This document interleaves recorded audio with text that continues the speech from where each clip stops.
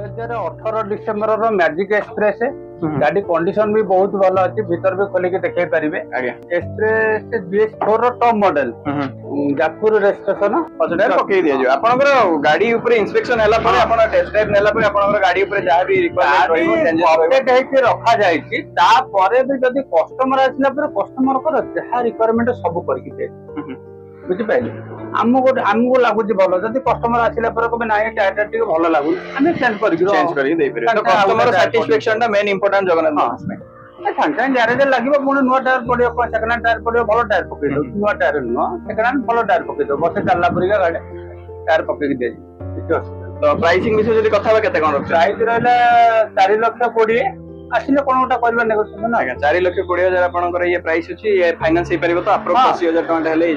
ना मैजिक रे टिके डाउन पेमेंट अधिका लगे केते लक्ष 20 एमती हेले लक्ष 20 प्रथम कथा होची डाउन पेमेंट होची सिविल ऊपर करा जाय सिविल टा जदी कस्टमर भल थिबो ताले कम डाउन पेमेंट भी हे परिबो निश्चित आपन प्रॉब्लम थिबो